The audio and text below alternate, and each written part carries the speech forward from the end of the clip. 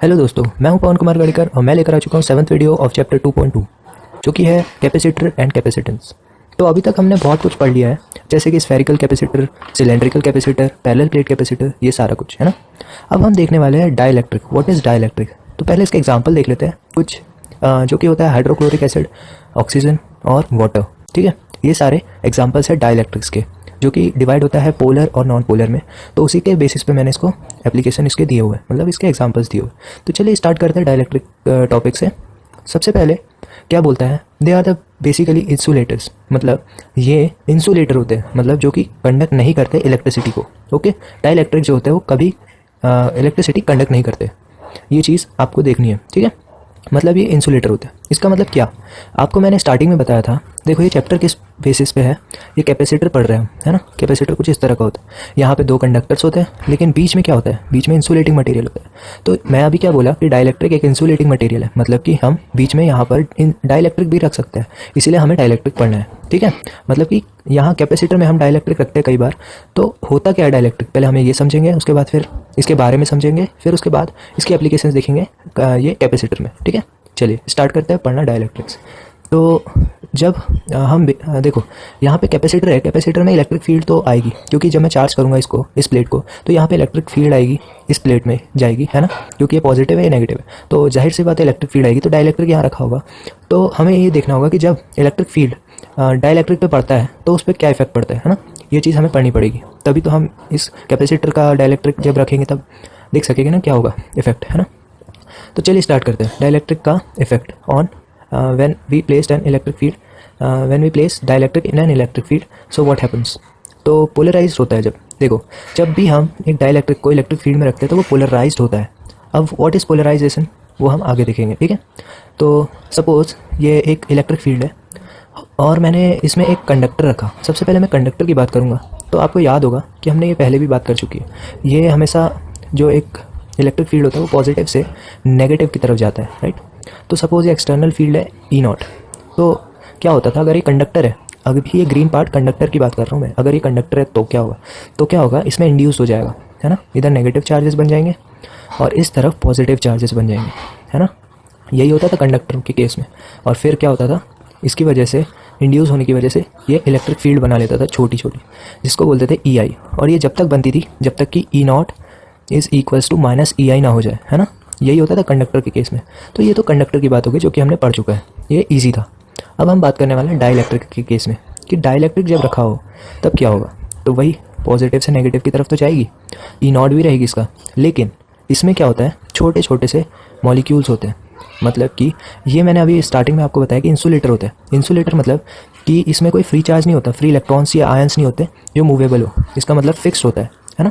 तो छोटे छोटे पार्टिकल्स होते हैं जो कि फिक्स्ड पोजीशन पे होते हैं, और जैसे ही वो इलेक्ट्रिक फील्ड के अंदर में आते हैं तो वो अलाइन कर लेते हैं अपने आप को, जैसे minus plus, negative charge positive charge, negative charge positive charge, ऐसे इस तरह से, ठीक है।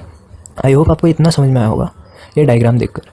देखो अभी मैं आपको पूरा बना के समझा देता हूँ। ये नेगेटिव, ये पॉजिटिव, ये नेगेटिव, ये पॉजिटिव। अब देखो क्या हो रहा है कि डाइलेक्ट्रिक में छोटे छोटे ऐसे मॉलिक्यूल्स बनते हैं जो कि अलाइन कर लेते हैं। जब भी इलेक्ट्रिक फील्ड में रखे हो तो नेगेटिव पॉजिटिव के करीब आ जाता है, नेगेटिव पॉजिटिव के करीब आ जाता है, और जितने भी पॉजिटिव चार्ज है वो नेगेटिव के करीब आ जाता है, ठीक है।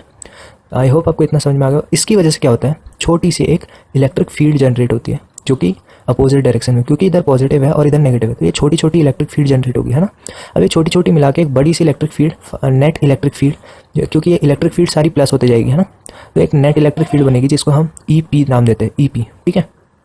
अब डाइलेक्ट्रिक के केस में क्या होगा, E नेट जो होगा वो होगा E0 माइनस EP, जो कि नॉन ज़ीरो होगा, ठीक है। अभी कंडक्टर के केस में क्या होता था, कंडक्टर की बात करूँ तो उसमें इलेक्ट्रिक फील्ड जो नेट होती थी वो ज़ीरो आ जाती थी, क्योंकि E0 is equals to minus EI होता था। लेकिन यहाँ पर ऐसा नहीं है, यहाँ पे E0 is not equals to EP है, मतलब EP कम है, यहाँ पे E0 is greater than EP, ऐसा कुछ है, ठीक है। ऐसा कुछ है डाइलेक्ट्रिक के केस में। इसका मतलब क्या है कि डाइलेक्ट्रिक का फ़ायदा क्या है रखने का। डाइलेक्ट्रिक क्या करता है, इलेक्ट्रिक फील्ड जो होती है, नेट इलेक्ट्रिक फील्ड, वो कम कर देती है। मतलब कि जो E0 है उससे कम होगी जो नेट इलेक्ट्रिक फील्ड है ना वो, ठीक है। ये एक फ़ायदा होता है सॉरी। अच्छा, तो ये तो हमने जाना कि डाइलेक्ट्रिक का यूज़ क्या होता है, ठीक है। और डाइलेक्ट्रिक जो होता है वो अलग अलग मीडियम पे डिपेंड करता है। मतलब अगर यहाँ पे हमने H2O रख दिया तो उसका कुछ अलग अलग नेट इलेक्ट्रिक फील्ड निकल के आएगा। अगर यहाँ हमने HCl रख दिया तो उसका कुछ अलग नेट इलेक्ट्रिक फील्ड निकल के आएगा। मतलब वो मटेरियल पे डिपेंड करता है कि हमने कौन सा डाइलेक्ट्रिक रखा है, तो अलग अलग नेट इलेक्ट्रिक फील्ड निकल के आता है। ठीक है, नेट इलेक्ट्रिक फील्ड। ठीक है, आई होप आपको इतना समझ में आया होगा। अब हम पढ़ेंगे टाइप्स ऑफ डाइलेक्ट्रिक। ठीक है, क्योंकि अभी हम डाइलेक्ट्रिक के बारे में जान रहे हैं। तो दो तरह के डाइलेक्ट्रिक होते हैं basically, polar and non polar. क्या डिफरेंस क्या होता है इनमें, चलो देख लेते हैं पहले। ठीक है, डिफरेंस कुछ नहीं होता है, बहुत सिंपल है। देखो, सबसे पहले अगर मैं इसके एग्जांपल दे दूँ आपको, पहले एग्जांपल की बात करते हैं। तो पोलर क्या होता है, पोलर का एग्जांपल होता है HCl, पानी। ठीक है, ये सारा। और अगर मैं नॉन पोलर की बात करूँ तो इसमें होता है H2O2 और C6H6 और बहुत सारे कुछ। ठीक है, अब देखो, अगर मैं HCl का डायग्राम बनाऊँ तो ये कुछ ऐसा होगा, मतलब ये H होगा छोटा, Cl बहुत बड़ा। और अगर मैं H2O की बात करूँ तो ये 2 H और एक O है ना, कुछ ऐसा कनेक्टेड होता है। अब अगर मैं H2 की बात करूँ तो ये दोनों सेम साइज़ के, O2 की बात करूँ तो दोनों सेम साइज़ के। C6H6 की बात करूँ तो कुछ ऐसा होता है, ये 6 H6 होता है और यहाँ पे H, यहाँ पे H, यहाँ पे H पे H ऐसा जुड़ा होता है ना, एक एक जुड़ा होता है इससे। सॉरी, ये गलत हुआ। तो अगर मैं यहाँ बीच से काटूँ इनको तो सिमेट्री बन रही है, मतलब ये और ये पार्ट इक्वल है। अगर मैं यहाँ से काटूँ तो ये और ये पार्ट इक्वल है, यहाँ से काटूँ ये और ये पार्ट इक्वल है, राइट। लेकिन इसमें क्या हो रहा है, यहाँ से अगर मैं काटूँगा तो ये दो पार्ट, लेकिन ये पार्ट इक्वल नहीं है। अगर मैं यहाँ से काटूँगा तो ये बड़ा है, ये छोटा है, ये इक्वल नहीं है। मतलब जिसमें सिमेट्री नहीं बनती वो पोलर होता है, और जिसमें सिमेट्री बन जाएगी वो नॉन पोलर होता है। ये हमेशा नहीं होता, इसलिए हम एक प्रिसाइज इसका एक फार्मूला देते हैं जो कि है centre of mass. Centre of mass का फार्मूला होता है, अगर आपको याद नहीं है तो वो है C1m1 plus C2m2 up to Cn upon m1 plus m2 up to mn। ठीक है, ये होता है सेंटर ऑफ मास का फार्मूला, 11th में हमने पढ़ा था, राइट।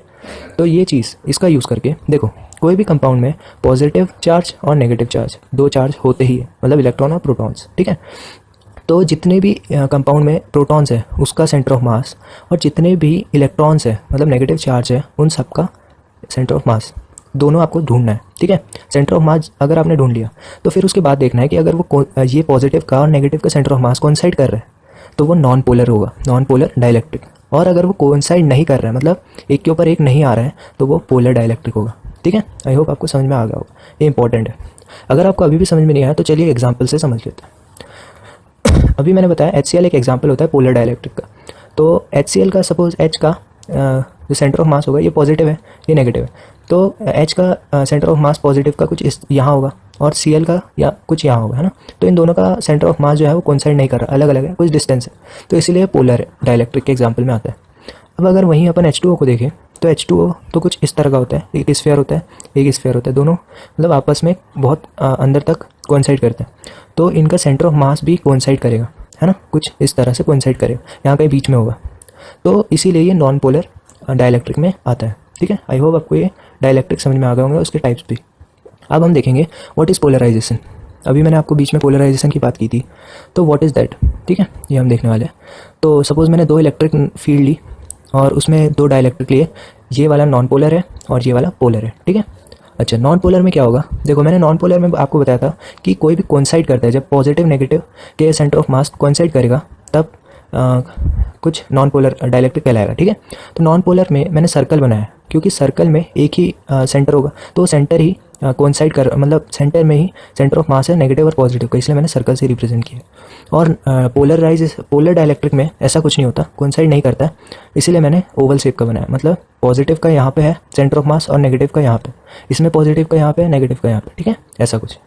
अब अगर हम पोलराइजेशन की बात करें, जैसे ही हम डाइलेक्ट्रिक को इलेक्ट्रिक फील्ड में रखेंगे तो अपने आप पोलराइजेशन होगा। पोलराइजेशन होता कैसे, चलो एनिमेशन के थ्रू समझते हैं।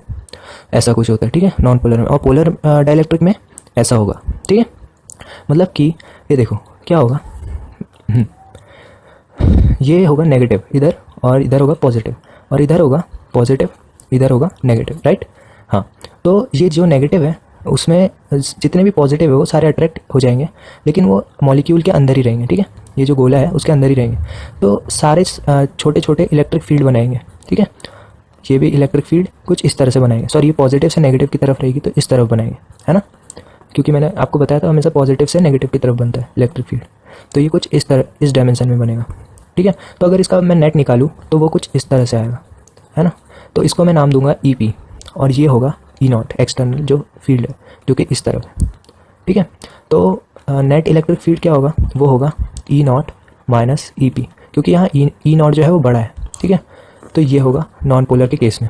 और पोलर के केस में क्या होगा, ये जो पॉजिटिव है उसके करीब नेगेटिव आ जाएंगे, जितने भी नेगेटिव है, लेकिन वो जैसे का वैसे ही शेप में रहेगा, ठीक है, बस वो नेगेटिव उसके पास में अलाइन हो जाएंगे। तो इससे क्या होगा, इसमें भी छोटी छोटी इलेक्ट्रिक फील्ड जनरेट होगी, ठीक है, पॉजिटिव से नेगेटिव की तरफ। तो इसमें अगर मैं नेट निकालूँ तो इसमें भी ई पी आएगी, ई पी मतलब कोई और वैल्यू आएगी, और इसमें ई नॉट एक्सटर्नल रहेगा। तो इसमें भी ई नेट क्या हो जाएगा, ई नॉट माइनस ई पी। तो मैंने जैसा कि बताया था डाइलेक्ट्रिक के केस में हमेशा नेट इलेक्ट्रिक फील्ड जो होती है वो हमेशा छोटी होती है ई नॉट की, मतलब एक्सटर्नल फील्ड जो पहले थी डाइलेक्ट्रिक घुसाने से पहले वो ज़्यादा होती है ई नॉट, ठीक है, ई नेट के कंपैरिजन में। तो इसलिए डाइलेक्ट्रिक क्या करता है, इलेक्ट्रिक फील्ड को कम कर देता है, ठीक है। ये हमने एक एप्लीकेशन इसका देखा और यूजेस भी देखा। तो आई होप आपको इस वीडियो समझ में आई होगी। नेक्स्ट वीडियो देखने के लिए डिस्क्रिप्शन में लिंक प्रोवाइडेड है, वहाँ जाकर आप देख सकते हो। Thank you.